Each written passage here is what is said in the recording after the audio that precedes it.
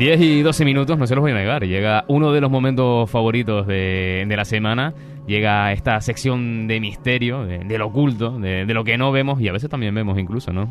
Juanca Romero Hazmen, periodista, escritor y además guía de rutas misteriosas aquí en Tenerife. ¿Qué tal? Muy buenos días. Muy buenos días. Oye, muchas gracias por venir otro viernes más. Tenemos muchas ganas de abordar en este tema, bueno, todos los temas que traes, pero este especialmente, fantasmas, ¿no? Fantasmas, espectros. Fíjate que el término fantasma además está prostituido, ¿no? Porque se usa para cualquier cosa, hasta para insultar. Eso te iba a preguntar, que ahora tenemos ahí que si... Bueno, me voy a meter a lo mejor en un lío, pero Santander, conferencia de presidentes, a lo mejor ahí hay algún avistamiento. No sé si también en el Congreso, en alguna cámara regional también. A ver, fantasmas, a verlos haylo en todos los bueno, gremios. También en redacciones, ¿eh? En todos los gremios, a eso iba. Pero a los que yo me refiero, y creo que toda la audiencia sabe, interpreta con esta sintonía que hemos escuchado, es a los que son menos palpables, también menos dañinos. A ver, Juanca, en Canarias, fantasmas, Tenerife, fantasmas, ¿qué sacamos de ese matrimonio? O sea, ¿qué conclusiones le trasladamos aquí a la audiencia? Bueno, yo lo primero que sí haría sería diferenciar, aunque sea muy brevemente, lo que es un fantasma y lo que es un espectro, ¿no? Porque son dos conceptos distintos dentro de este mundo de lo que yo digo de broma, la misteriología, ¿no? Bueno, el espectro, y lo digo muy abreviado, luego hay matices miles, el espectro sería lo que se muestra delante de un testigo y no va a interactuar con él, pero además se manifiesta de una forma poco clara, poco nítida. Yo diría que borrosa, etérea, ¿no? Luego está el concepto de aparición fantasmal, que ese sí, de algún modo interactúa con el testigo y se materializa de una forma un poco más nítida. Diferenciando eso, y tú me dices Tenerife, fantasmas, y entrando en esta materia, pues como en todos los sitios, ¿no? Es extraña la ciudad, la localidad, incluso pueblos a los que voy.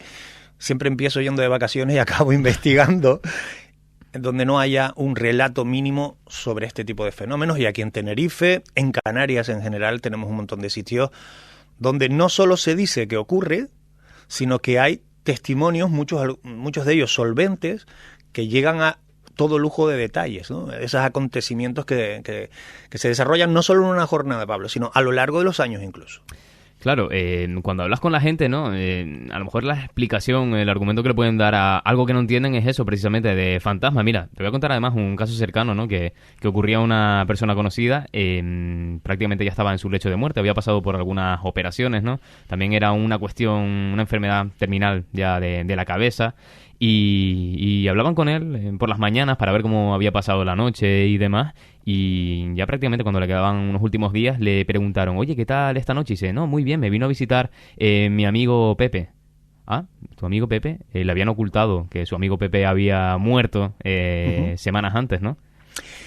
Fíjate que tú estás hablando de fenómenos cercanos a la muerte, es decir, personas que están en ese hilo, esa frontera con la muerte, y son testigos de fenómenos insólitos, en este caso apariciones, pero hay algunos otros que hablan de la extraña luz. De esto se podría hablar algún día, de las ECMs, experiencias cercanas a la muerte, ¿no? Pero, ojo, bueno, puede deberse a medicación, a estados alterados, etcétera. Pero ¿y cuando le ocurre a una persona que no está en ese hilo, en esa frontera? A una persona muchas veces que digamos que por su actividad o profesión puede estar acostumbrado a determinado tipo de ruidos y entornos. Pues esto ocurre, ¿no? Me viene a la mente, por supuesto, los vigilantes de seguridad, que parece un tópico, pero es que es lo típico, ¿eh? Además, personas y conoceremos algún caso de personas que incluso en su propia vivienda, sin ser un edificio público, museo, castillo, lo que tú quieras, afirman ser testigos, estar viviendo a día de hoy fenómenos extraños vinculados a esto de lo que hablamos, que son apariciones. Me has pasado por aquí un mapa de Canarias donde podemos hablar de distintos inmuebles encantados y te voy a dejar que elijas, Juanca, porque veo que por aquí me has puesto localidades de Tenerife y también de Gran Canaria. No sé si esto va con mala vibra, además, ¿eh? ¿Hay fantasmas en Gran Canaria? Hombre, que no, que los hay en todas las islas. A nuestros oyentes canarios. Hombre, por supuesto. Además, acabo de prácticamente llegar de allí, llevo toda la semana en la isla de Gran Canaria, donde a mí siempre me han tratado muy bien profesionalmente y siempre aprovecho rinconcitos para escarbar, ¿no? Porque, bueno, yo voy a dar mis clases de oratoria y el tiempo libre me voy a buscar casas y castillos, antiguas murallas protectoras de la ciudad y a ver qué pasa, ¿no? Por eso yo te he hecho ese pequeño popurrí. Podríamos ir a cualquiera de las 7 islas Canarias, 8. Bueno, en La Graciosa, honestamente, no tengo ningún tipo de información sobre estos asuntos, pero si nos paramos en Gran Canaria, ya que lo mencionas, yo pondría en ese mapa el castillo de Mata. El castillo de Mata, para quien no sabe dónde está, bueno, pues localicen el Parque de San Telmo y en la parte alta, digamos, ¿no? Allí pregunten, que está muy cerca, o pongan el GPS. El castillo de Mata sirvió de fortaleza defensiva y, bueno, ha sufrido determinados embates de la vida, ¿no? Hasta reconstruirlo prácticamente en su totalidad. Pero en los últimos años se ha convertido en un museo, en un centro de interpretación realmente interesante, y es en esta etapa de museo donde vamos a encontrar testimonios, entre ellos de vigilantes, que hablan de cosas realmente llamativas, como por ejemplo escuchar un llanto doloroso, diríamos. Bueno, y aquí te puedo decir hasta el nombre del vigilante, que no tiene ningún inconveniente, se ha hecho público, Fabio Sánchez, que habla de un llanto doloroso, como si alguien estuviera sufriendo de verdad en una parte muy concreta. Estos gemidos se concentran siempre en el mismo lugar, en una misma sala. Es verdad que cuando se acerca a ese punto, la intensidad aumenta en el hueco de la escalera que está próxima, ¿no? De hecho, él ha hecho alguna ronda porque escucha puertas que se abren con violencia, ruidos como si alguien se desplazara, como si se acercaran grupos de personas. Pero esto en medio de la soledad nocturna, cuando ya el museo no está abierto. Un vigilante, y aquí rompí una lanza por este gremio, salvo el que empieza hoy, un vigilante está acostumbrado a reconocer lo que son ruidos, digamos, de un suelo de madera que se dilata con la noche. Los ruidos los reconoce, o por lo menos cuando ya llevan un tiempo aprenden que esos ruidos pertenecen a un edificio. Pero aquí hablamos de otra cosa, ¿no? El Castillo de Mata es un sitio singular, ¿no? Por hacerte un esbozo, quizás no sea el más conocido a nivel de Canarias, que de alguno hablaremos seguro, pero el de Mata es uno de ellos. A ver, estabas hablando de esas cosas que se pueden explicar. ¿Cómo me explicas eso del Conservatorio de Música? Vamos a quedarnos ya en Las Palmas y volvemos a Tenerife de inmediato. Conservatorio de Música. ¿Los fantasmas también tocan el piano? Además, de verdad. Esto yo creo que, bueno, alguna vez lo dije en mi podcast y lo voy a decir hoy aquí. Es que yo he podido escuchar, ya en Tenerife en otro lugar, escuchar piano, las teclas de un piano junto con un golpe a la misma vez como juntos, en un edificio de La Laguna. Es decir, este tipo de fenómenos, para los que yo soy bastante incrédulo, créeme que de verdad suelo ser bastante escéptico, ¿no? Pero caray, cuando eres tú quien lo escucha a las 2:15 de una madrugada, una cosa que no tendría por qué sonar, bueno, pues en el Conservatorio de Música de Las Palmas, un edificio de 5 plantas, un sótano, durante años se ha hablado, por cierto, que está construido en el suelo de un antiguo convento, y estos son datos que hay que rascar. Toda la información histórica hay que estudiarla. Esto no es poner una grabadora y a ver qué pasa. Eso es experimentar. Yo digo investigar. Descubres testimonios de personas que, entre ellos vigilantes, que escuchan cómo se oyen golpes, a veces instrumentos, no son los pianos, que suenan solo en medio de la noche, e incluso llegan a escuchar también, volvemos a repetir, la escalera, ¿no? Hay un sitio muy concreto que tiene una puerta de esta antiincendios, que puedes abrir de un lado pero no del otro. Él escucha al otro lado de esa puerta, pues, sonidos, como si fuera multitud, piensa que hay alguien allí, después de haber cerrado se quedó alguien encerrado, abre la puerta, le coloca un taco de madera para que no se le cierre, va a ver absolutamente nada y de repente la puerta le mete un bombazo, y perdón por la expresión, le mete un portazo brutal, ¿no? Imagínate la tensión que coge una persona en medio de una situación así. O una profesora como en el garaje se ve de frente a Lucas, porque lo han bautizado. Hay un fantasma bautizado, hombre, no sé si al cristianismo, pero por lo menos el nombre tiene, bautizado en ese edificio, Lucas, ¿no? Que es una aparición de un hombre que no tiene cara. Esto se repite mucho en muchos sitios, incluso en el aeropuerto de Los Rodeos, en la ciudad de La Laguna, ¿no? No tiene cara dibujada, digamos, no la tiene con los perfiles y además no tiene extremidades inferiores. Esto es prototípico en la aparición fantasmal, incluso espectral. Y allí se da, en el Conservatorio de Música. Apúntense, matricúlense. Mire, sobre música, también me comentaba una vez un conocido, yo estoy aquí diciendo conocido por no decir amigos, familiares y por no ponerlos en un aprieto. Además, vigilante de seguridad que había estado en algunos inmuebles incluso de la calle San Agustín de la Laguna, de la que ahora hablaremos, pero le ocurría algo muy curioso, decía, en un inmueble aquí de Santa Cruz, que tampoco quiero decir el nombre del hotel que es actualmente, no lo quiero decir. No, para no criminalizar. Por supuesto que no, pero voy a decir que actualmente hay un hotel, ¿sí? Antes era otra cosa, y que había una caja de música y que de repente se activó por la noche. Puede ser que estuviera trabada, puede ser que no. Pero bueno, claro, aquí era algo. Aquí entran muchos matices, claro. Pero tú dices de un hotel que probablemente... Luego también cosas de cámaras, de que se veía por delante alarmas que se activaban, pero bueno. En Santa Cruz hay un gran centro donde va la gente a estudiar. Bueno, esto sí lo puedo decir, ¿no? Digo yo. Bueno, venga. En el TEA. Yo he podido... Pero no lo digas porque está muy cerca de aquí y a lo mejor alguno coja alguna baja por no venir aquí a la redacción. No, como algún fantasma coja el semáforo en verde, se te cuela. Cruza la calle y entra aquí. Sin entrar en demasiados detalles, porque sí que no puedo decir las personas que me aportan incluso documento, no documento en papel, sino documento gráfico, visual, ocurre una serie de fenómenos. También es verdad que en este caso no hablamos de contorno, de apariciones como las podamos imaginar o ver en películas, pero sí de extrañas luminarias que quedan captadas por las cámaras y descartando reflejos, partículas de polvo, reflejos de humedad, todo este tipo de cosas. En algunos casos muestra movimientos ciertamente inteligentes, ¿no? Bueno, pues tampoco puedo decir mucho más, pero que son casos que están abiertos de fenómenos extraños de algo que ve el testigo, apariciones. A ver, la laguna, ¿no? Sí. Nos vamos a la calle San Agustín. Te pones a mirar en las entradas, en los blogs de turismo. De hecho, se hizo muy, muy, muy conocida a nivel nacional porque hace unos años el mundo decía la calle más bonita de España, la calle San Agustín. Es la calle más encantadora, pero me vas a permitir, Juanca, que diga que también es la calle más encantada, ¿no? Sí, mira, un dato que a mí me gusta dar siempre que doy alguna charla o incluso en los recorridos. De todas las casas que tiene la ciudad de La Laguna, hablo solo de casco histórico del casco central, de todas las casas que tienen con leyenda, con misterio o con las dos cosas, que se cuentan por más de medio centenar, son muchísimas, la mitad están concentradas exclusivamente en la calle San Agustín. Uf. Con eso te lo digo todo. Hombre, luego hay historias que dices tú, esto no se sostiene, pero no deja de formar parte de la leyenda y ese tiene su encanto. Pero hay casos en los que no. Hay casos en los que vamos a recoger testimonios de personas que trabajando han tenido que huir de su trabajo y acaban cogiendo bajas médicas continuadas en el tiempo que se alargan incluso por años.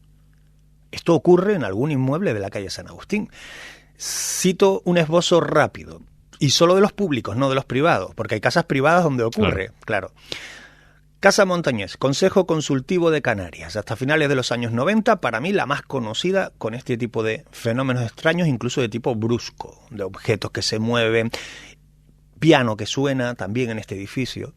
Luego, el Palacio o Casa Lercaro, que si quieres hacemos la parada de rigor, pero es que tenemos por ahí para arriba la Sociedad Económica, ya la iglesia, ex iglesia de San Agustín, esa vergüenza pública que tenemos allí, ¿no? De momento. El Cabrera. El Cabrera, etcétera. Es decir, la calle San Agustín es un punto caliente de fenómenos de apariciones en la ciudad de La Laguna y espérate que no me acomplejo en absoluto de toda España. Palacio Lercaro, lo hemos visto además como un escenario protagonista de incluso programas de televisión a nivel nacional. ¿Qué tiene el Palacio Lercaro para que siga vivo ese misterio? ¿Qué ha pasado? ¿Quién era Catalina o la mal llamada Catalina incluso? Tú dices a nivel nacional que sí, pero incluso internacional. Yo he grabado documentales para no sé cuántas televisiones de fuera ya, franceses, alemanes, e incluso americanos de Argentina, de México. Han venido a grabarnos reportajes sobre ¿el Museo de Historia y Antropología de Tenerife, que es el que se alberga en ese edificio? Pues no, la verdad es que no han venido a por eso, aunque aprovechamos y lo enseñamos, que yo creo que eso no lo deberíamos de olvidar, da igual por el motivo que entres a un museo. Lo importante es que entras, como si es para buscar un fantasma, vas a ver el museo, como en todos los países del mundo, sin complejo, ¿no? Pero es verdad que vienen atraídos por los misterios. Yo no sé si te puedo contar, si hay tiempo de contarte brevemente la leyenda de Catalina. Te puedo decir quién es o quién fue. ¿Me da tiempo? Sí, venga. Venga, vamos, rapidillo. Cuenta la leyenda que la familia Lercaro, propietaria de esa vivienda, de ese inmueble, tenían una hija llamada Catalina, una hija en edad casadera, se decía, que tenía entre 9 y 13 años de edad. A ella le comunican que va a tener que contraer matrimonio con un hombre mucho mayor que ella, vamos a llamarlo viejo. Pero por conveniencia, ella no quería, claro que no quería, pero él tenía posibles y era matrimonio obligado. La niña entristece y cuenta la leyenda que pasadas 2 jornadas en medio de la madrugada ya no aguanta más. Que la niña triste baja por las escaleras y se arroja al pozo de la casa. Que a la mañana siguiente, muy temprano, uno de los sirvientes va a coger agua al pozo, pum, golpea con el cubo, se asoma y ve que el cuerpo inerte de Catalina estaba flotando en el agua.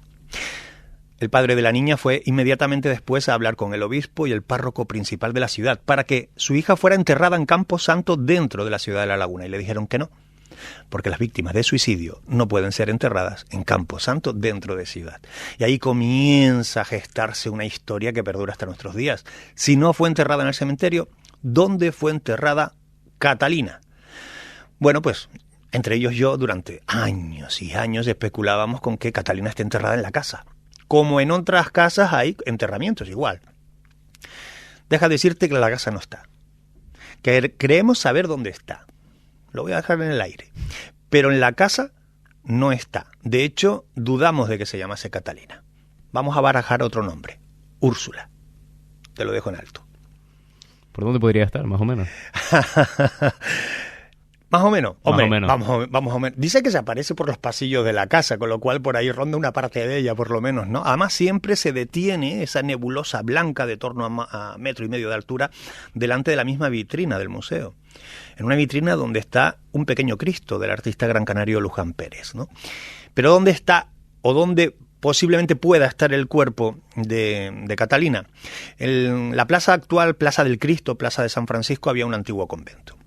El convento de San Miguel de las Victorias. Los muros de ese convento marcaban, la iglesia del Cristo era parte del convento, ¿vale? Marcaba los límites de ciudad, de algún modo eran muros de ciudad. De los muros hacia atrás ya no era ciudad. Primera cosa importante, fuera de ciudad. Segunda, se sabe que ahí hubo un pequeño cementerio, y en ese cementerio posiblemente, y esto lo dicen los historiadores, no el que habla de fantasmas, había un pequeño cementerio donde hubo otros Lercaro enterrados, a lo largo del tiempo, claro, porque fueron benefactores del convento.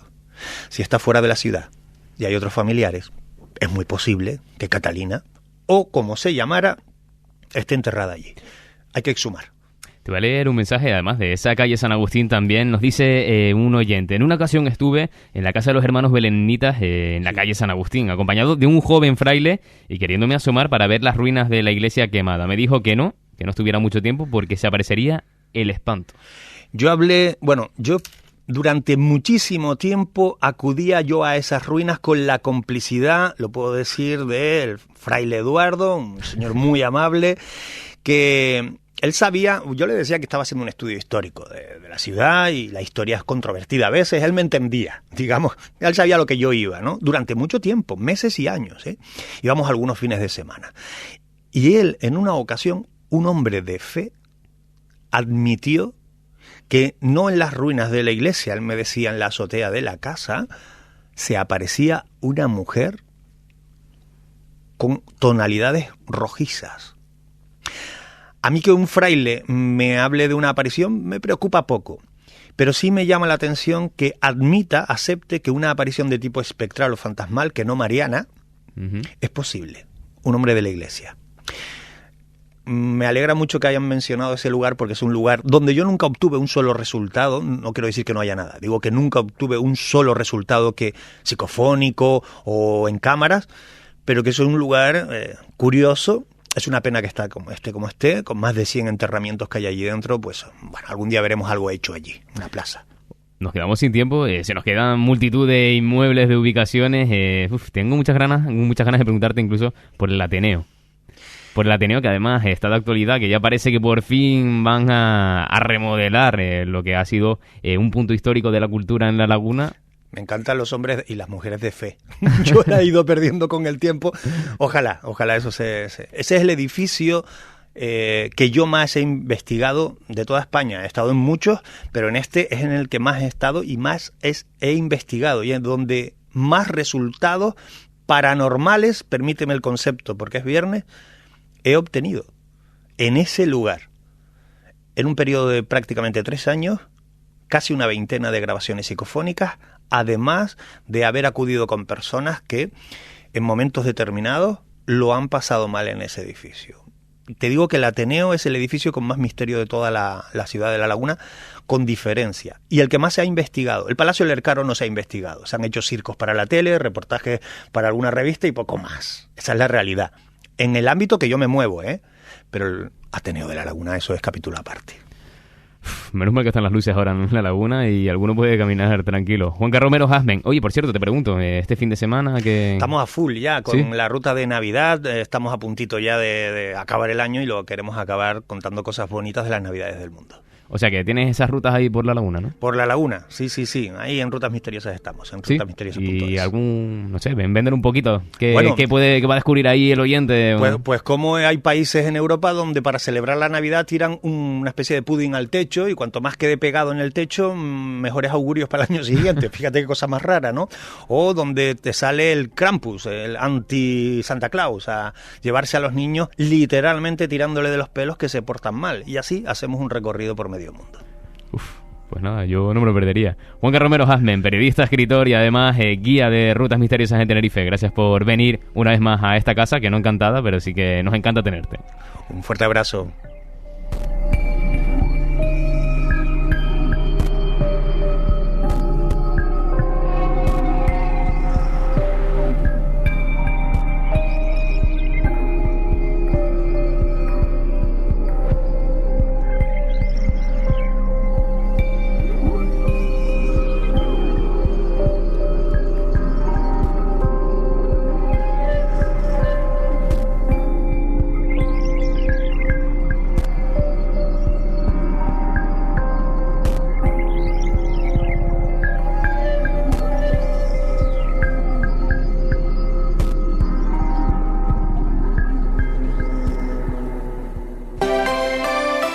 Hoy por hoy Tenerife. Pablo Gandía.